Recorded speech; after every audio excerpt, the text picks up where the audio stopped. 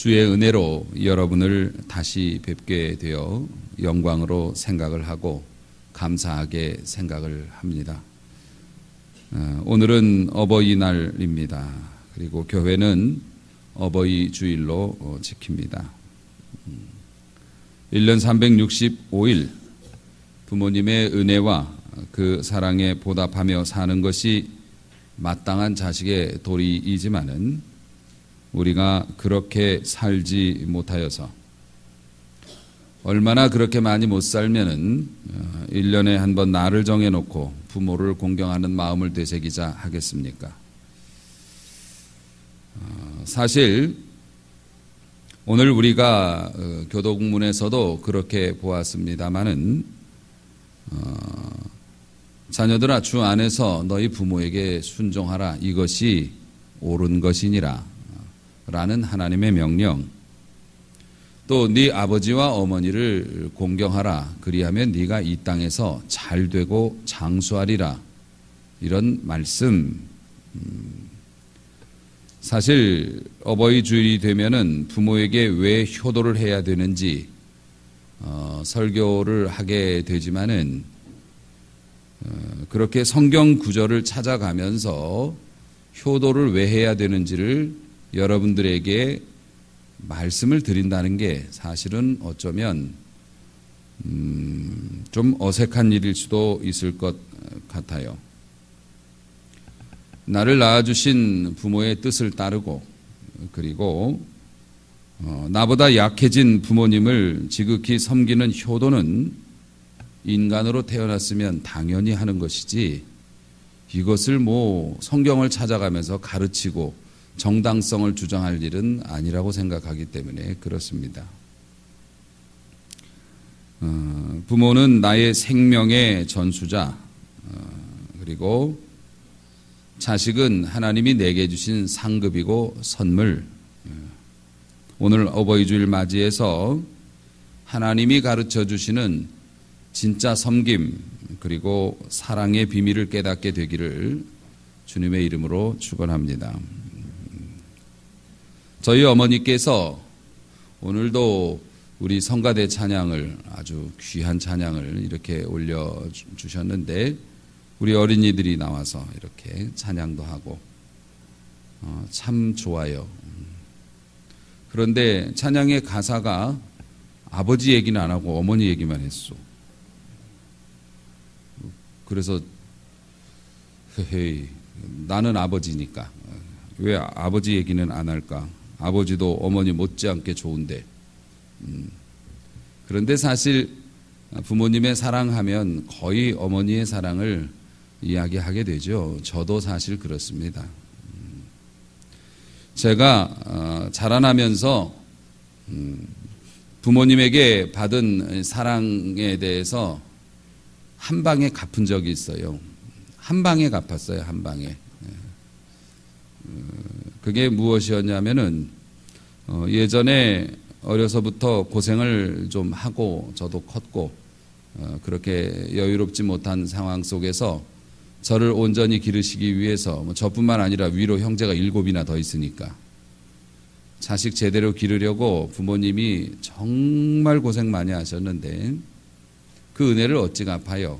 그런데 저는 한 방에 갚았다고 생각을 하는 사건이 있었던 것이, 제가 목사가 되어서 저는 임직식을, 보통 목사님들은 임직식을 여러분이 한꺼번에 이렇게 하는데 저는 어떻게 기회가 잘 되어서 제가 섬기던 교회에서 규모 있게 저 혼자 단독으로 임직을 하게 이제 되었었습니다. 노회 임원들이 다 와 계시고 또 제가 섬기던 부교육자로 섬기던 교회 성도들이 다 모여 계시고 큰 성전에서 가득 사람이 찬 상태에서 제가 목사 안수를 받았는데요. 목사 안수를 받으면 목사 안수를 받음과 동시에 그 임직식의 마지막 그 축도를 신입 목사가 하게 돼 있어요. 그래서 제가 이제 그 모든 선배들 그리고 모든 성도들이 가득 차 있는 큰 성전에서 목사가 되어서 처음으로 손을 들고 축도를 하는 거죠. 그 축도를 할 때 제가 그런 그 공적인 자리였지만은 제가 목사가 되어서 주의 이름으로 축복할 때 제일 먼저 해드리고 싶었던 분이 저희 어머니였어요. 그래서 성부와 성자와 성령의 이름으로 나를 낳아주시고 오늘까지 길러주시고 주의 종 만들기 위하여서 그렇게 피눈물을 흘리며 기도하고 헌신해 주신 내 어머니께, 그러고 보니까 저도 어머니를 먼저 얘기했던 것 같아요. 그리고 아차 싶어서 그리고 아버지도 함께 있을지어다 이렇게 축도를 했더니 나중에 사람들이 뭐라 그랬냐면 왜 부인은 얘기를 안 했느냐, 뭐 이거 가지고 말이 많아서 광고 시간에 그거는 또 극진하게 잘 했던 기억이 납니다. 사실 믿지 않는 사람이 볼 때는 그게 무슨 효도한 거고 그러겠느냐 하지만 믿는 우리는 그걸 다 알죠. 그게 무슨 의미인지. 그 부모님의 사랑을, 그 은혜를 무엇으로 갚겠어요? 하나님의 위로가 아니고는 뭘로 갚겠습니까?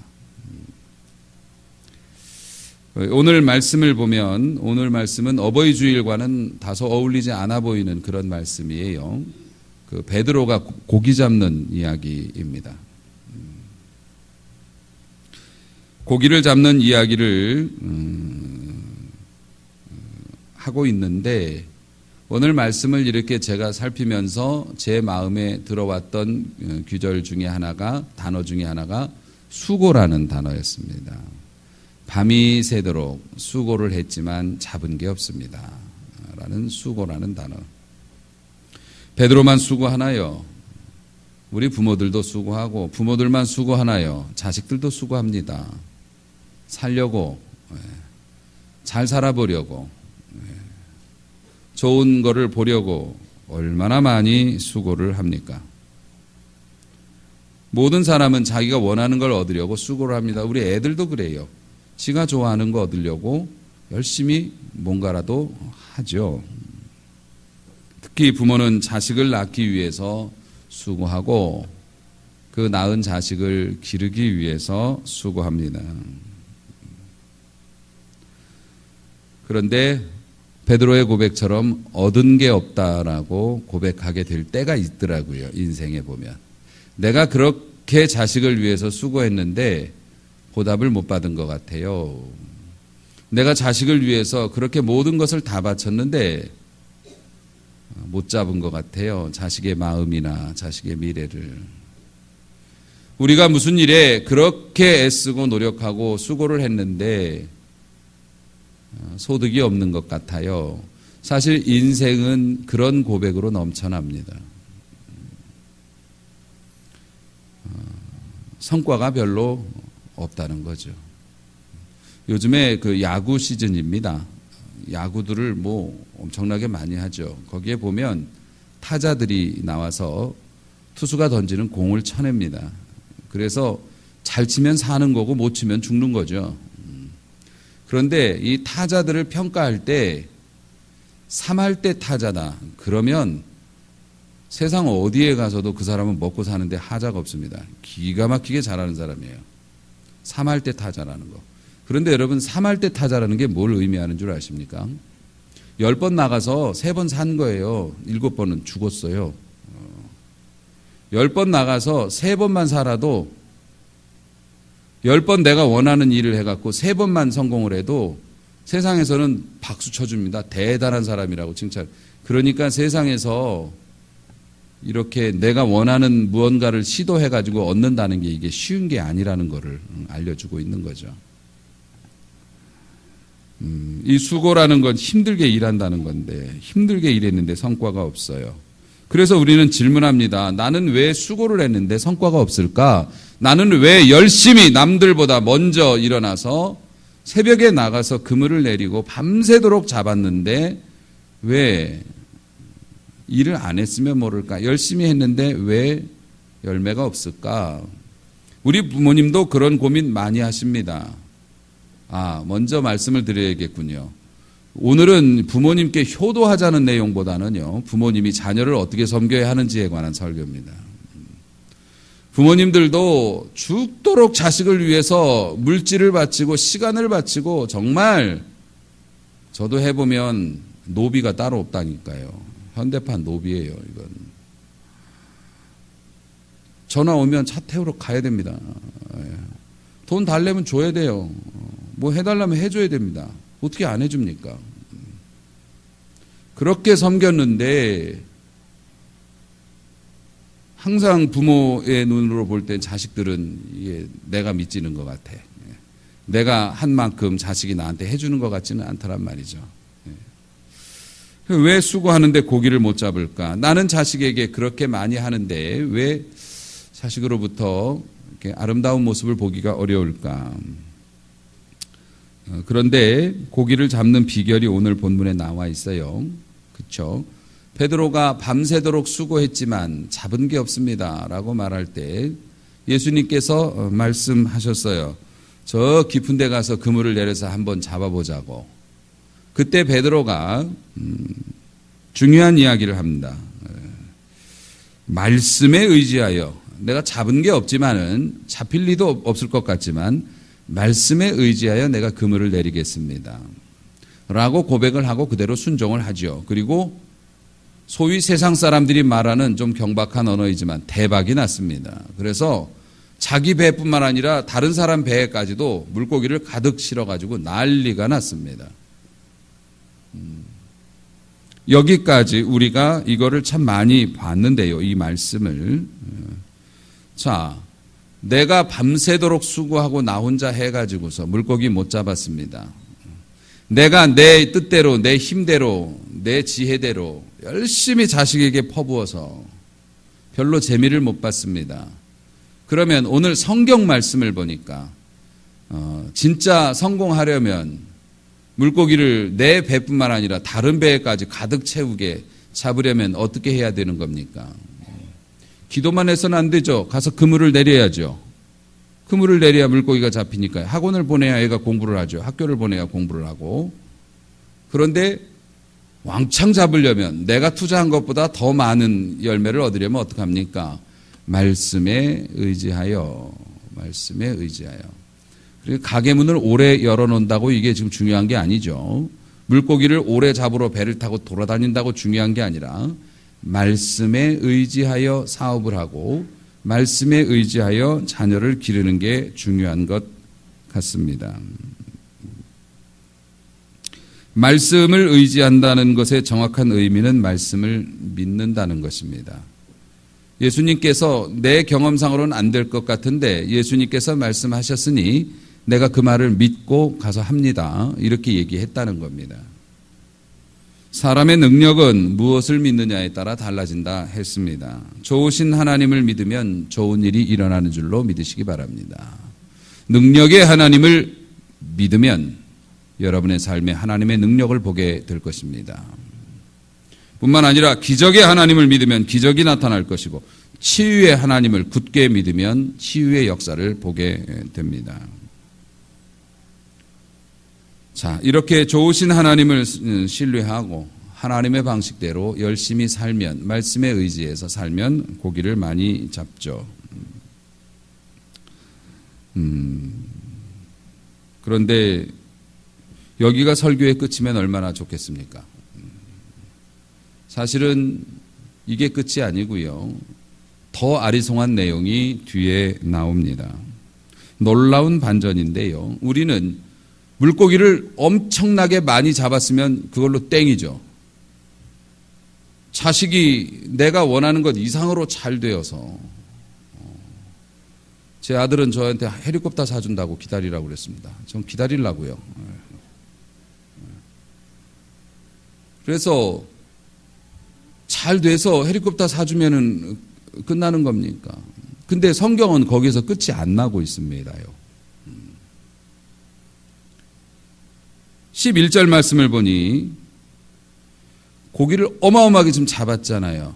그런데 11절 그들이 배들을 육지에 대고 모든 것을 버려두고, 모든 것이라는 건 아마 물고기를 포함한 것 같습니다. 그 고생해서 물고기를 잡았는데 그 물고기를 포기하고 심지어는 가족과도 헤어져서 예수님을 따라갔답니다. 여기에 말씀의 비밀이 있는 것 같습니다. 그러니까 하나님의 말씀은 끝까지 봐야죠. 우리는 하나님을 섬길 때도 우리가 원하는 것 얻으면 딱 끝나는 경향이 있습니다.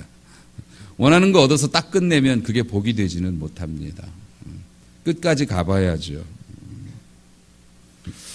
분명히 물고기를 잘 잡는 방법, 말씀에 의지하면 되는구나 배웠어요. 그리고 실제로 물고기를 많이 잡았어요.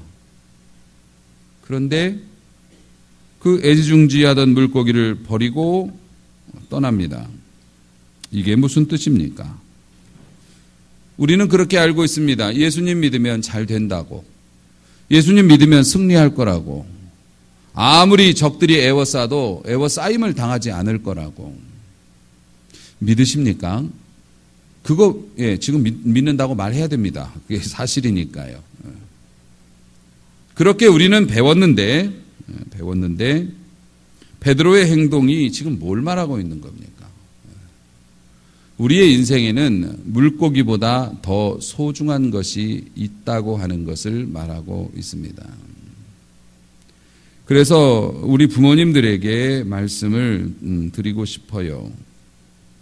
물론 물고기를 잘 잡는 자식으로 길러내는 것 굉장히 중요합니다. 축복을 받는 자녀가 되는 것은 매우 중요하죠. 그런데 거기에서 멈추어 서서는 안 될 것입니다. 왜냐하면 물고기를 잘 잡는 것이 인생의 목적이 된다면 예수님보다 물고기를 더 많이 잡게 해준다는 존재가 나타난다면 그리 갈 수도 있습니다. 사실은. 반대로 이야기하면 예수님이 그 다음에 잡아서 물고기 많이 못 잡으면 예수님을 떠날 수도 있는 거예요. 우리가 신앙생활 하면서 또 자식을 기르면서 성공하고 잘되고 축복받는 것을 최후의 목적으로 삼고 그렇게 살면 그가 하나님에게서든지 사람에게서든지 얻는 것에 의해서 흔들리는 사람이 된다는 거죠. 물고기보다 더 중요한 것 있습니다. 이 베드로가 두 배에다가 물고기가 가득 차게 되니까 이상한 소리를 하고 있습니다. 8절 말씀 보니 시몬 베드로가 이를 봤어요. 이를 봤다는 것은 물고기가 이렇게 많이 잡힌 걸 보고 충격을 받은 거죠. 그럼 우리 같으면요. 주님, 앞으로 저랑 같이 동업합시다. 주님은 마치 어군 탐지기처럼 말이죠. 어디 있는지 찍어주시면 제가 큰 배를 많이 해가지고서 이렇게 해가지고 이거 대박 나겠습니다. 주님. 제가 주님 시키는 대로 다 할 테니까 주님 저랑 같이 하십시다. 보통은 이래야 정상 아닙니까? 제가 주님 따라다니겠습니다. 제가 주님이 시키는 거 다 할 테니까 물고기 이러고 다닐 거예요. 그런데 베드로가 물고기가 엄청나게 많이 잡힌 것을 보면서 8절 말씀 보니 예수의 무릎 아래 엎드려 나를 떠나소서 이런 얘기를 해요. 제가 죄인입니다. 아니 예수님이 뭐라고 하셨냐고요. 예수님은 아무 말씀 안 하셨어요. 물고기 잡을 때 아마 미소 지으면서 바라보고 계셨겠죠. 그런데 갑자기 물고기를 보더니 예수님을 향해서 가서 무릎을 꿇고 제가 죄인입니다. 저를 떠나주십시오. 아마 일반인들은 이해하기 어려운 그 이야기일 겁니다. 아마 이 베드로는 그러한 기적을 통해서 주님이 일반 사람이 아니라는 걸 알았던 것 같아요. 그리고 하나님의 임재를 경험했던 많은 주의 종들이 그랬던 것처럼 두려움을 느꼈겠죠. 그리고 당신같이 위대하고 당신같이 그렇게 어마어마하신 분이 이런 좁은 배에서 저하고 있으실 이유가 없을 것 같습니다. 제가 너무 부담스럽습니다. 제가 주님 곁에 있을 만한 자격이 안 되는 것 같습니다. 지금 이런 고백을 한 거잖아요. 나는 죄인이라고. 나는 당신에 비하면 너무 부족한 존재라고. 그는 거기에서 예수님을 진짜 만난 겁니다. 그전에는 몸으로만 만났죠. 영으로 만난 겁니다. 하나님의 사람들이 받는 복 중에 하나는, 여러분들은 이제 보통 하나님 앞에 구원받은 사람들은 이렇습니다. 여러분이 어떤 큰 축복을 받죠. 사업이나 뭐 이런 데서, 아니면 큰 어려움에 속하죠. 그렇게 되면 여러분은 그렇게 결론을 내립니다. 하나님이 주신 거라고 결론을 보통은 내립니다. 그래서 믿음이 더 좋아져요. 보통은 그렇게 됩니다. 그런데 이제 은혜 가운데 거하지 못하면 하나님이 주신 축복으로 인해서 하나님을 멀리하는 상황이 벌어지게 되고요. 믿음이 부족하면. 여러분은 그러시지 않겠습니다만은. 자, 오늘의 결론의 말씀입니다. 부모님, 자녀들에게 그렇게 많이 하셨으니까 이것도 하실 수 있다고 저는 생각해요. 자녀들이 잘 되게 만들어줘야죠. 말씀에 의지해서 열심히 공부하고 그물을 내려야 되니까 사업하고 그렇게 해야지요. 말씀에 의지해서 그물을 내리는 자녀를 만드시는데 부모님이 본을 보이시면 되는 거고요. 더 중요한 건 이 아이들이 물고기를 많이 잡음으로 하나님 앞에 소위 말하는 복이라는 걸 받았을 때 그 복에 빠져드는 것이 아니라 그 복을 주신 주님을 올려다볼 수 있는 자녀로 길러내시기를 주님의 이름으로 축원합니다. 그게 사실은 더 중요하니까요. 그러면 그거 어떻게 길러낼 수 있습니까? 다른 게 있을 수가 없어요. 다른 방법이 있을 수가 없어요. 그를 위해 기도하고요. 그를 위해 기도하면 자식을 어떻게 섬길지를 가르쳐 주세요. 하나님이. 이번에는 이렇게 해라. 저번에는 저렇게 해라. 하나님이 가르쳐 주신다고요. 이번에는 봐줘라. 이번엔 패라. 이렇게 가르쳐 주신다니까요.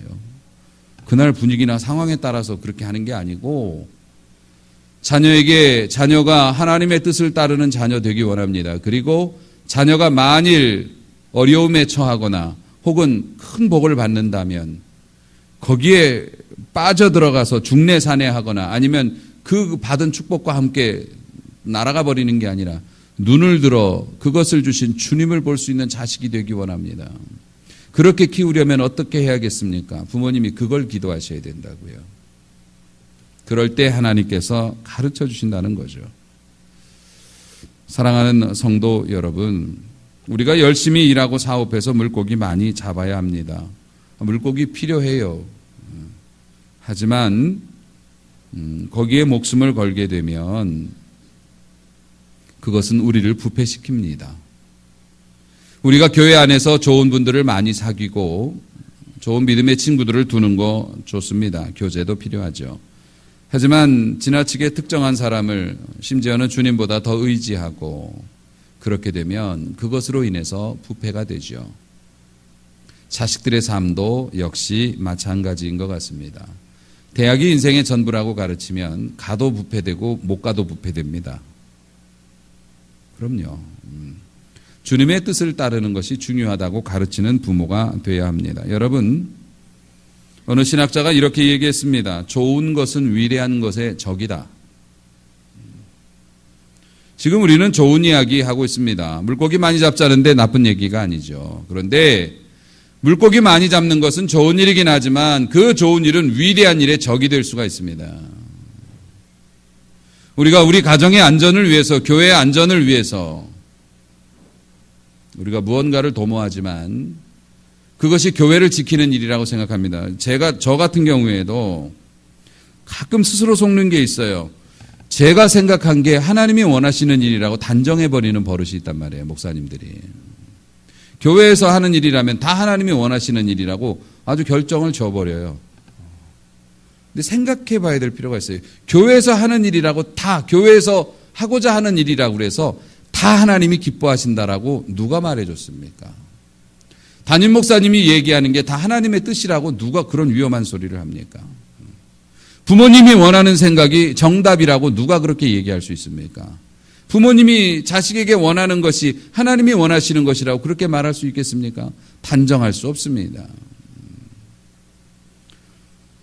여러분, 부모는 뭐라고 얘기합니까? 다 너를 위해서 그래. 너 좋으라고 하는 거야. 그런데 그 좋은 것이 위대한 것의 적이 될 수 있다는 거죠. 우리 교회 부흥되라고 그러는 거예요. 우리 교회 안전하고 우리 교회 큰 건물 지으려고 하는 거예요. 라고. 좋은 것이죠. 교회가 부흥되고 큰 건물 지으면 좋죠. 그런데 더 위대한 건 뭡니까? 주님의 뜻입니다. 주님의 뜻이 더 위대하죠. 그런데 우리가 좋다고 하는 것이 그 위대한 주님의 뜻에 적이 될 수가 있다는 거예요. 그래서 너 잘 되라 그러는 거야 인마 라고 하면서 자식에게 몰아붙이지만 그 자식에게 그게 좋은 게 될 수 있지만 위대한 자녀로 자라날 수 있는 거를 부모가 그 좋은 걸로 막을 수가 있다는 겁니다. 일단은 부모가 먼저 깨어있지 않으면 안 되죠. 베드로를 보십시오. 예수님께서 10절 말씀을 보니 시몬에게 말씀하십니다. 시몬이 이제 베드로인데요. 이제 후로는 네가 사람을 취하리라. 사명을 주셨어요. 너 물고기 비린내 나는 물고기만 잡고 살 사람이 아니구나. 이제는 네가 물고기 말고 사람을 잡아야겠다. 아마 예수님이 이 말씀 안 하셨으면 베드로는 열심히 고기 잡으면서 아마 장로님 되셨을지도 모르죠. 그런데 예수님께서 더 큰 비전을 주심으로 그 뒤에 베드로가 어떻게 되셨는지 아시죠? 물론 실수도 했습니다마는 우리 믿는 자의 표상입니다. 교회의 반석이 되었어요. 그의 고백으로 인하여 교회가 세워집니다. 심지어 캐톨릭에서는 초대 교황으로 베드로를 인정합니다. 사랑하는 성도 여러분, 여러분의 자녀가 좋은 것을 많이 갖는 자녀로 자라나는 것도 좋겠지만 위대한 자녀로 자라나도록 기도하고 순종하는 부모가 되시기를 축원합니다. 위대하다는 게 대통령 되고 엄청난 그것만 위대한가요? 회사 직원들에게 존경받는 사업가. 크지 않아도 작은 것이지만 내 가게를 가지고 사회에서 뜻을 펼쳐나가면서 주님과 동행하고 있는 그런 사장님. 저는 그것도 얼마든지 위대할 수 있다라고 생각을 합니다. 앞서 어머니에 관한 말씀을 드리면서 말씀을 시작했습니다만 어머니에 관한 말씀을 드리면서 말씀을 맺어야겠습니다. 저희 어머니는 많이 배우시지도 못했고 그리고 세상적인 스펙이 그렇게 내세울 만한 게 없었습니다만 제가 알고 있는 가장 위대한 여자라고 저는 생각합니다. 8의 자식을 낳아서 잘 길러낸 것 그것도 훌륭한 일이시지만 그 8명이 하나님 앞에 전부 다 하나님을 아는 사람이 되어 살아가고 있고 그리고 저희는 명절에 모이면 굉장히 분위기가 좋습니다. 그리고 나이를 먹어가면 먹어갈수록 사이가 더 좋아지는 것 같아요. 저희는 물론 이렇게 티격태격할 때도 있지만은 보면 알 수 있죠. 그래서 서로 모이려고 애쓰는 가문을 이루고 살고 하나님을 신실하게 잘 섬기는 그런 가족으로 살아갑니다. 부끄럽지 않은 자식들에게 존경을 받고 사랑을 받는 부끄럽지 않은 부모로 사셨어요. 그리고 정말 고생스러운 삶 속에서도 부끄럽지 않게 어머니로서의 사명, 아버지로서의 사명을 잘 감당해 주셨습니다. 그것 때문에 제가 또 이곳에 있는 것이겠죠. 원인이 없는 결과는 없습니다. 우리가 이곳에 있는 것도 우리 부모님이 날 사랑하여 나에게 좋은 것을 제공해 주셨기 때문에 오늘 우리가 믿음 생활하면서 이 자리에 앉아 있는 것 아니겠습니까?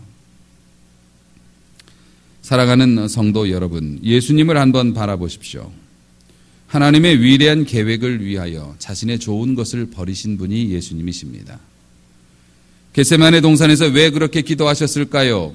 이 잔을 안 받으면 안 되겠느냐는 이유가 뭡니까? 예수님 생각으로는 내가 죽지 않고 살아서 더 많은 일들과 더 오랫동안 더 멋진 일들을 할 수도 있겠다라는 생각을 하셨을 것 같기도 합니다. 그런데 하나님의 위대한 뜻은 예수님이 십자가에서 죽으시는 것이었고요. 그러자 예수님께서 내 뜻대로 마옵시고 아버지의 뜻대로 결국 하나님의 위대한 것을 위해서 자신의 좋은 것을 포기하고 그리고 하늘 보좌 우편에 앉으셔서 세상을 심판하는 권세를 가지고 우리를 지키고 계십니다. 할렐루야. 우리 어머니의 소원도 그랬고 여러분의 부모님의 소원도 마찬가지일 겁니다. 자식의 무병장수와 형통. 하지만 그것보다 더 중요한 것은 그것을 주시는 주님입니다.